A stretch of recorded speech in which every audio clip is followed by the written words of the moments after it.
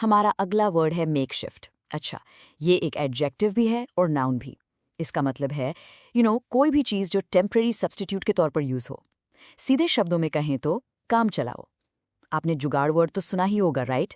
बस आप मेकशिफ्ट को उसका इंग्लिश वर्जन समझ सकते हैं, कुछ वक्त के लिए काम चलाने वाली चीज़।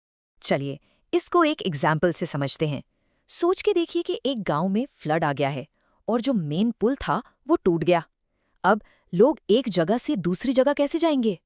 तो गांव के लोगों ने रोप्स और लकड़ी के प्लैंक्स यूज करके एक काम चलाऊ सा पुल बना लिया। ये कोई परमानेंट ब्रिज नहीं है, पर फिलहाल के लिए तो काम कर रहा है। Let's read the sentence. During the flood, the villagers built a makeshift bridge using ropes and wooden planks. अब ये वाला एग्जाम्पल तो आई एम श्योर हम में से कई लोगों ने ट्राई किया होगा। मान लीजिए आपके छोटे से कमरे में डेस्क नहीं है, तो क्या? बस किताबों का एक स्टैक लगाया और बन गई लैपटॉप के लिए एक ऐसी ही काम चलाऊ टेबल। ये एक परफेक्ट एग्जाम्पल है मेकशिफ्ट का। सेंटेंस देखिए। With no real desk in a small room, he used a stack of books as a makeshift table for his laptop.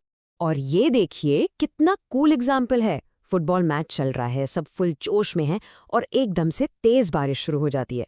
अब क्या करें? तो वहां फैंस ने अपनी जैकेट्स को ही जोड़कर बारिश से बचने के लिए एक टेम्पररी शेल्टर बना लिया। यही है ऑन द स्पॉट सोल्यूशन, यही है मेकशिफ्ट। जैसा कि इस सेंटेंस में है, the football fans use their jackets to create a makeshift shelter from the sudden rain. देखिए, मेकशिफ्ट वर्ड हमेशा ऐसे क्रिएटिव जुगाड़ के लिए ही यूज नहीं होता। कई बार ये काफी सीरियस सिचुएशंस को डिस्क्राइब करने के लिए भी यूज होता है, जैसा कि आप न्यूज रिपोर्ट्स में देखते होंगे। यहाँ रेफ्यूजीज यानी शरणार्थियों की बात हो रही है, जो बॉर्डर पर काम चलाऊ टेंट्स में रहने पर मजबूर हैं। ये उनका परमानेंट घर नहीं है, बस एक टेम्पररी आश्रय है।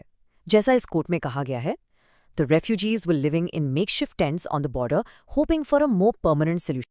तो अब इसके सिनोनिम्स की बात करते हैं, यानी इससे मिलते जुलते शब्द। ये सारे वर्ड्स जैसे temporary, provisional, improvised, stop gap, stand in सब को मतलब लगभग वही है, कुछ जो परमानेंट ना हो। टेम्पररी मतलब थोड़े समय के लिए, और इम्प्रोवाइज का मतलब है जो उस वक्त अवेलेबल चीजों से बनाया गया हो। सभी मेकशिफ्ट की फैमिली के ही हैं। और आखिर में आते हैं इसके एंटोनिम्स पर, यानी इसके बिल्कुल ऑपोजिट वर्ड्स।